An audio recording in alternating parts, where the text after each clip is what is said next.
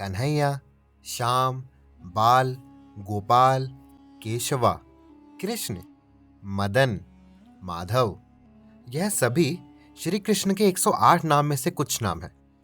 श्री कृष्ण भगवान विष्णु के 8वें अवतार हैं। हम सभी श्री कृष्ण की लीलाओं से बहुत अच्छे से परिचित हैं। आखिर उनकी महान लीलाओं को भला कौन नहीं जानता होगा। उनके द्वारा किए गए महान कामों की चर्चा तो आज तक चली आ रही है, लेकिन कुछ उनकी ऐसी लीलाएं हैं जिनके बारे में बहुत ही कम लोग जानते हैं। तो आइए आज हम जानते हैं श्री कृष्ण की उन लीलाओं के बारे में जिसके बारे में बहुत ही कम लोगों को जानकारी है। कृष्ण सदा सहायत, आपने ये पंक्ति कहीं ना कहीं तो जरूर सुनी होगी। तो आज की इस वीडियो में हम आपको बताएंगे इसी पंक्ति का साक्षात मतलब। तो चलिए शुरू करते हैं आज की इस वीडियो को। दोस्तों, यह कहानी भगवान श्री कृष्ण और जयदेव की है। अब आप यह सोच रहे होंगे कि आखिर यह जयदेव कौन है। तो चलिए आप सभी को पहले जयदेव जी का परिचय दिया जाए। जयदेव का जन्म 1200 ईस्वी के पास हुआ था। वह संस्कृत के महान कवि थे जिन्होंने अपने जीवन में गीत गोविंद और राती मंजारी जैसी पुस्तकें लिखी थी। और एक समय में वह ओडिशा के गजपति राजाओं में से एक थे। साथ ही साथ जयदेव एक बहुत बड़े वैष्णव भक्तों और संत के रूप में भी जाने जाते थे। वह सदा भगवान श्री कृष्ण और राधा के गीतों को लिखा करते थे। आइए अब श्री कृष्ण और जयदेव जी की कहानी पर थोड़ा गौर करते हैं। एक रात जयदेव अपने कमरे में बैठकर श्री कृष्ण की कहानियों को कविता के रूप में लिख रहे थे। वह काफी देर से कविता लिखे ही जा रहे थे। तभी उनके सामने श्री कृष्ण की एक कहानी आई जिसे पढ़कर वह काफी निराश और परेशान हो गए। उस कहानी में लिखा था कि राधा अपना कमरा सजाए अपने कृष्ण के आने की प्रतीक्षा कर रही हैं। और जैसे ही श्री कृष्ण कमरे में दाखिल हुए, राधा कृष्ण के पास गई और उन्होंने देखा कि श्री कृष्ण के कंधे पर किसी और स्त्री का बाल लगा था।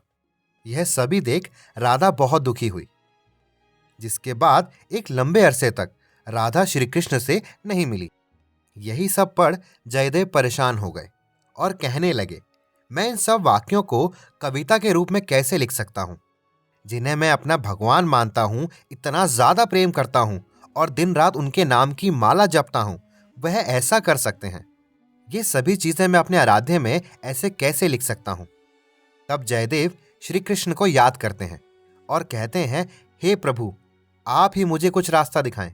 जयदेव काफी देर तक यही सोचते रहते हैं, लेकिन अंत में बस यही बोल रहे थे, मैं अपने प्रभु के बारे में यह सब नहीं लिख सकता। कुछ देर और सोचने के बाद जयदेव ने यह सोचकर निर्णय लिया कि मैं अब यह कविता थोड़ा आराम करके लिखूंगा।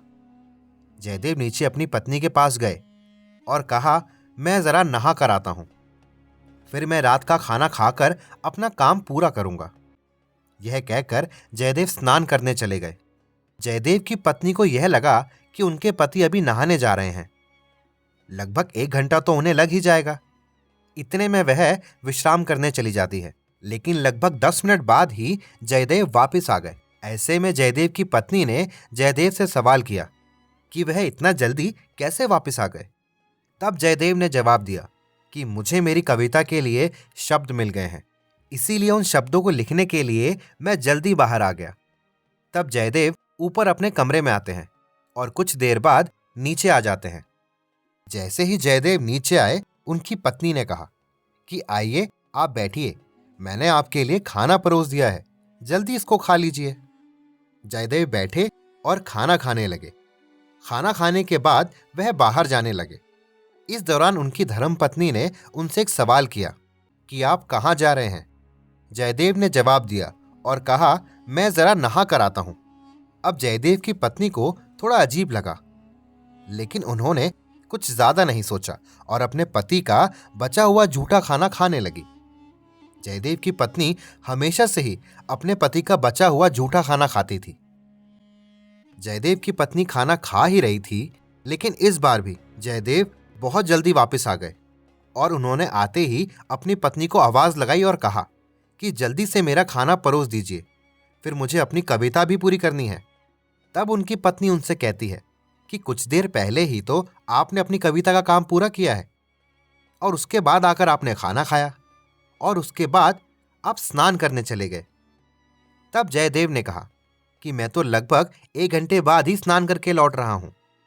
इस विषय पर चर्चा करने पर मालूम पड़ा जो पहले जयदेव आए थे वह और कोई नहीं, स्वयं भगवान कृष्ण ही थे, जो अपने भक्त की सहायता करने आए थे।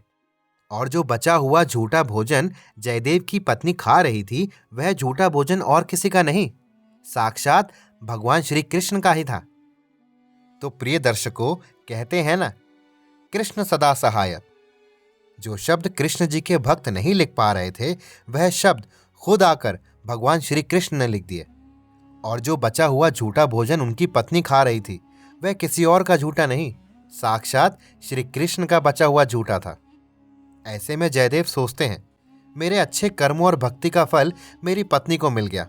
उनकी पत्नी ने श्री कृष्ण का बचा हुआ झूठा भोजन खा लिया और तभी से जयदेव ने अपनी पत्नी का बचा हुआ झूठा भोजन खाना शुरू कर दिया। तो दोस्तों, यह थी हमारी आज की कहानी। हम आशा करते हैं आप सभी लोगों को हमारी यह वीडियो बेहद पसंद आई होगी। और अगर आपको ये वीडियो पसंद आई है तो कमेंट सेक्शन में जय श्री कृष्ण लिखना बिल्कुल ना भूलें। वीडियो को लाइक करना और अपने सगे संबंधियों के साथ इस वीडियो को साझा करना बिल्कुल भी ना भूलें। तो मिलते हैं आपसे हम अपनी अगली वीडियो में। तब तक के लिए धन्यवाद।